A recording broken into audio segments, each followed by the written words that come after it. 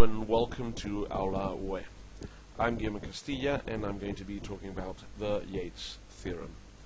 Now, this theorem really is a correction for continuity. What it really explains is how to correct a discrete variable when you're going to use the central limit theorem to turn it into a continuous variable.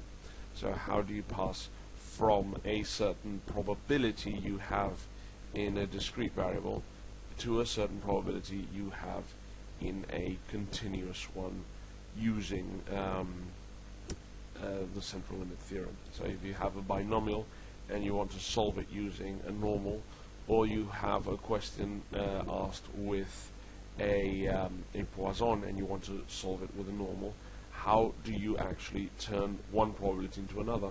The problem is, if we just wanted to go point by point, we'd say 1 turns into 1, 0 turns into 0, minus 1 into minus 1, minus 2 into minus 2. Because in a discrete variable, you don't have anything between minus 2, minus 1, 0, and 1, and the rest of the points. But really, in this case, in the continuous variable, you do. You actually have infinite points between each point of the discrete variable. And this has to be represented in a certain way. So here I'm writing the brackets where you can actually see what area goes to each of the points we have here on the left. So to point 1, we'd have the area that goes from 0.5 to 1.5.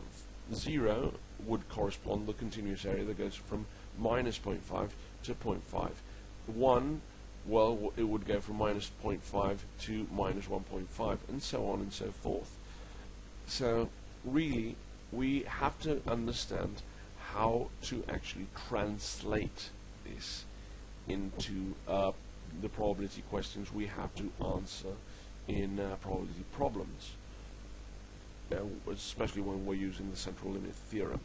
So how do we actually turn each of these questions? Well, Yate gives us a suggestion of the correction of continuity, and it's the one we're going to solve each time. And it says that, well, if you have a continuous variable, there's a certain number of questions you can be asked. The probability of chi being equal to, greater than, greater or equal, smaller than, or smaller or equal will change in discrete variables. Well, it will also change in continuous variables. So let's write each of these over here. The probability of chi being equal to x, the probability of chi being smaller than x, the probability of chi being smaller or equal than x. Of course, all of this doesn't make much sense in a continuous variable, because the probability of chi being equal to x in a continuous variable would be 0 if I was just asking that. But since what we're doing is we're turning a discrete variable where it does make sense into a continuous variable where it doesn't, well, we actually have to make the translation so this does make any sense whatsoever, at least. So what do we have to write in each case? In this case, on the left we have the question we have in the discrete variables, and on the right we have the question we have to ask in the continuous variable once we've applied the central limit theorem and once we want to adjust the continuity to turn a discrete variable into a continuous one. So we have the probability of chi being equal to x would be the probability of chi being greater than x minus 0.5 and smaller than x plus 0.5. Okay? So the probability of chi being smaller than x in a discrete variable, if we apply the central limit theorem, it would be the same as the probability of chi being smaller than x minus 0.5.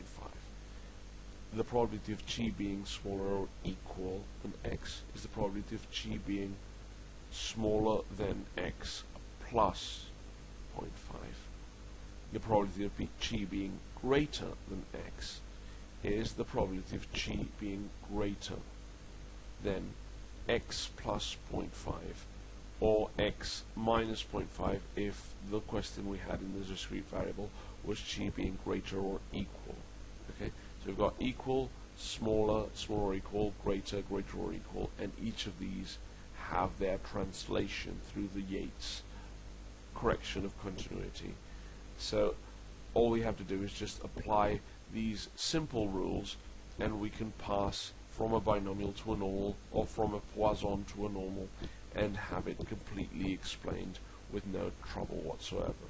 From a binomial to a Poisson, we don't have to apply this because it's a discrete variable turning into another discrete variable. So it's as simple as that, really. I'll see you around on the next video, and thank you for watching.